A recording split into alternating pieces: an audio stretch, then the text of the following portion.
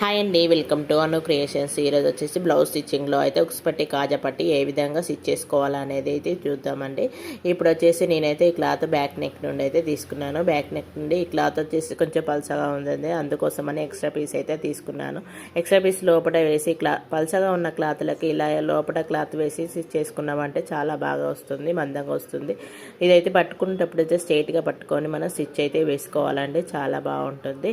మనం లూజ్గా పట్టుకున్నామంటే మెలిక తిరిగిపోతుంది. ఇప్పుడు నెక్స్ట్ వచ్చేసి మనం ఉక్స్ పట్టి అండి. ఉక్స్ పట్టీలోనే అయితే మనము ఇక్కడైతే ఒక ఫోల్డింగ్ అయితే చేసుకోవాలండి. చిన్న చిన్న మార్పుల వల్ల మనము స్టిచ్చింగ్ అనేది చాలా లుక్ వస్తుంది. ఈ ఫోల్డింగ్ చేసుకోవడం వల్ల మనకు ముడత అనేది రాకుండా మంచిగా స్టిఫ్గా ఉంటుందండి. ఉక్స్ పట్టి ఎప్పుడైనా కాజా పట్టి హెచ్చు తగ్గుల కోసం అయితే మనం నెక్ అయితే కట్ చేసుకోవద్దు. షేప్ పట్టీల కాడ మాత్రం చెక్ చేసుకోవాలండి. ఇప్పుడైతే ఉక్స్ పట్టి కాజా పట్టి రెడీ అయిపోయింది. మనం ఎక్స్ట్రా ఉన్న పీస్ని అయితే కట్ చేసుకోవాలండి. ఇంతే అండి ప్రాసెస్.